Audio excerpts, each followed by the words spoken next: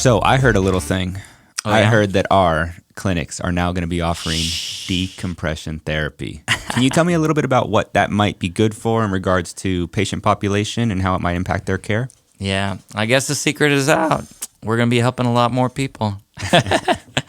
Yeah, it's true. We bought 3 new dock table decompression tables, the best decompression tables on the market. If you haven't heard of decompression, where have you been? Decompression. Don't you feel compressed? Yeah. So one of the biggest problems in the back, most common problem in the back, is compression of those lower lumbar discs, L4 and L5, mostly L5, but those lower lumbar discs, they get squished. And when they get squished, they're kind of like a jelly donut, and the goo on the inside gets pushed outward. Lovely. Yeah, it sucks. If you've ever had burning pain down your leg, horrible sharp pain in the lower back, pain down into the buttock area, it can even cause tingling, numbness. It's miserable. People can't sleep. It bothers them when they're driving. It affects their activities. It really is just awful to have. And the only way to get rid of it is to decompress that disc. It's about providing extra space to that area. How have you seen decompression impact these cases compared to someone who might just opt for rest, medications? That's a great question. So discs do sometimes spontaneously heal on their own, but they take a long time, and sometimes they don't heal all the way.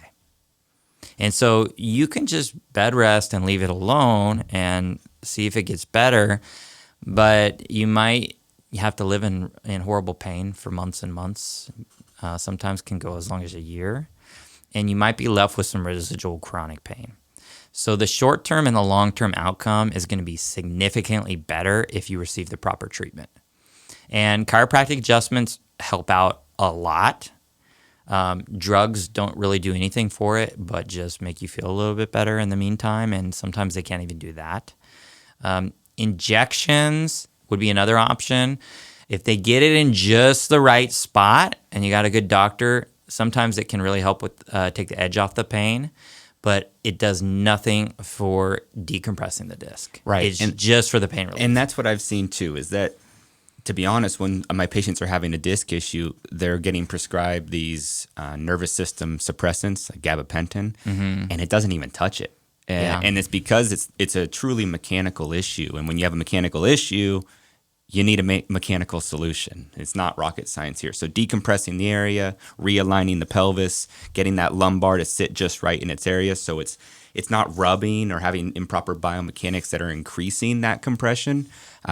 I'm so excited to bring this therapy to our people. Yeah, I've actually been really wanting this for a long time. It's been a long time coming. We've been very focused on chiropractic. I feel like we have excellent chiropractors, and it really helps mobilizing the spine, taking some pressure off the nerve to get adjusted. But I do definitely feel like adding on this decompression is going to take us to a whole another level in our disc issues. I agree. And I think that there's a couple different populations, at least from my experience, that I've seen these disc issues in. Most commonly, people think that disc issues are occurring in a more arthritic and degenerative spine.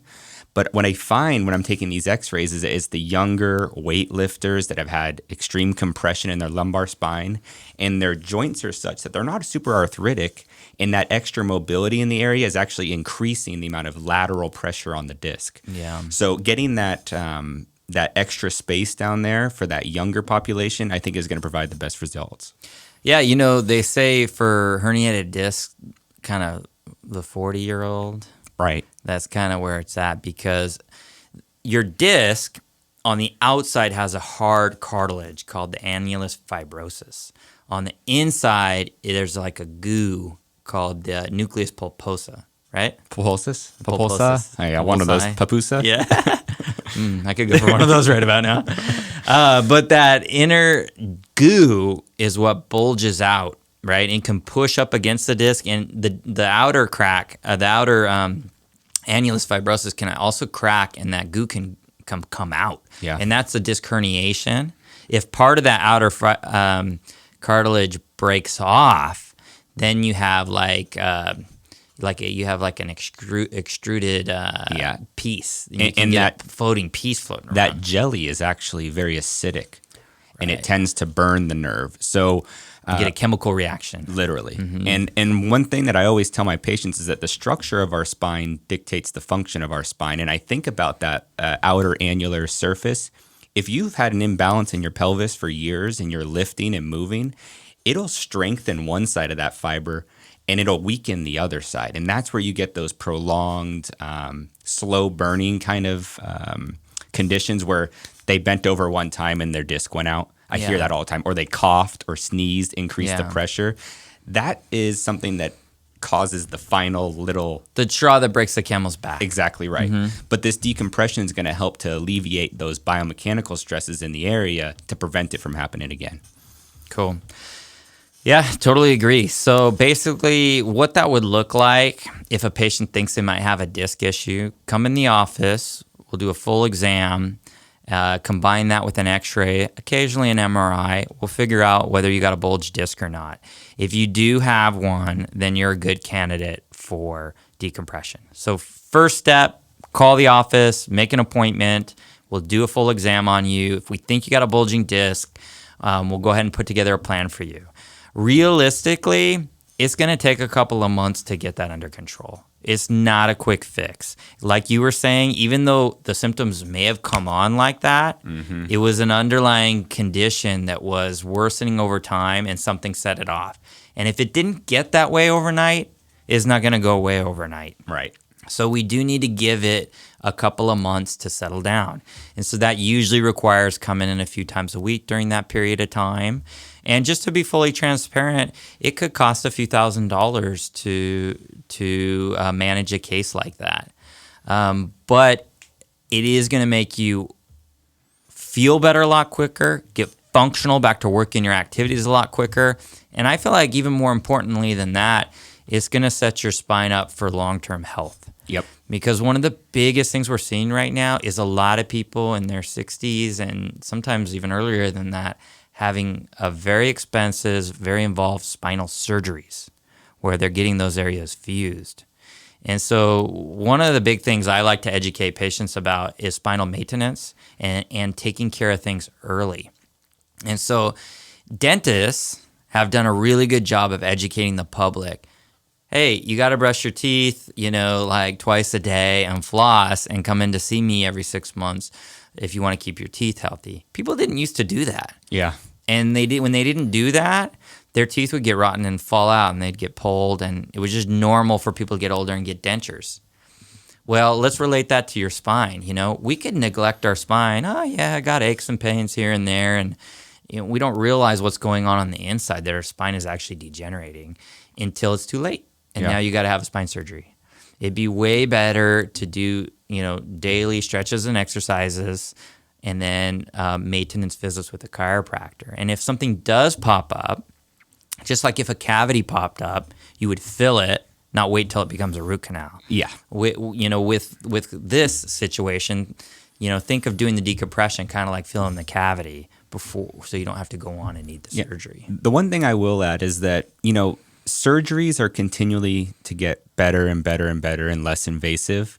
But how often do you still hear of people getting, in my opinion, a barbaric, huge lumbar fusion? They still practice that like it's this new up-and-coming thing.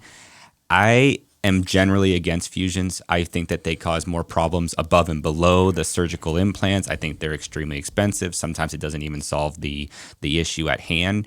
And that's why I feel so strongly about trying to provide a natural release mechanically to the low back. And this new therapy is going to just bring our game to the next level. Hey, look, you're going to use the tools in your tool bag. Surgeons, their tool bag is a scalpel. Yep. So I'm glad they're getting better at it. They should be. And there are needs that are so far gone that people need surgery. We're not anti-medicine in our practice. We like to work together with it. But even the medical guidelines say, unless their problem is like rapidly progressing, it's causing like they're pooping and peeing their pants because their nerves stopped working. Right. You know what I mean? Down the lower lumbar. Yeah, they're getting that kind of thing going on. Then they need immediate surgery. If it's not that case, which 90+% of cases are not in that category, they should be trying two different conservative methods before they consider surgery. So 3 months of chiropractic and 3 months of acupuncture, 3 months of physical therapy and 3 months of spinal decompression. There are a few natural things. The own surgeon's guidelines in the literature says they should be doing those things first. Right. So combining chiropractic and decompression are the two very best non-conservative options for a lumbar disc herniation or disc bulge. And so everybody should be considering that before they jump right to surgery. Yeah. I always say taking a less is more approach when it comes to these things is going to pay off in the long run. As soon as you jump to that final step, unfortunately, I've seen it with a few patients that, in my opinion, were far too young to have it. There's nothing else you can do. You got hardware in there, it's over. You're just going to be dealing with that for the rest of your life. But if you can make the changes, whether it be, like you said, to the strength of your core, the biomechanics of your low back, the compression there, that's where you'll find a true solution rather than just jump into stitch it up. Yeah, let's just ignore it until it gets real bad and then we'll stitch it. Yeah. But you know what, though, is like, it's sad to say, and I hate to even bring this up, but I have had patients that, did neglect their spines long enough, had to go have the surgery, and had some horrible outcomes, including one passing away from basically the overdosing on the pain meds post. Actually, I've had this happen twice. Another one was a blood clot after the surgery. And it's no joke. It's still surgery. They're getting better at it. Yeah. But it's still surgery. And people try to say, oh, chiropractic is so scary. You're going to get paralyzed if you get adjusted. Yeah, no. The amount of adverse risks that happen in chiropractic, they're there. They happen. Let's not pretend like it can't happen.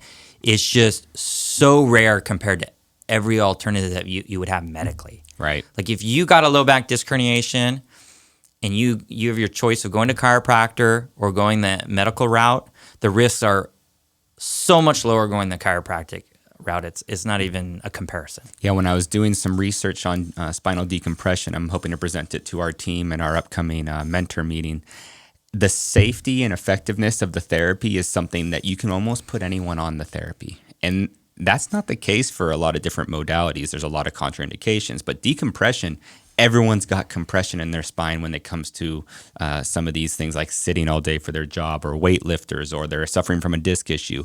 Gentle decompression in the area is going to be safe and effective for the majority of the population, along with our specific protocols for chiropractic. It's going to be like peanut butter and jelly. There you go. Get that jelly back in the disc.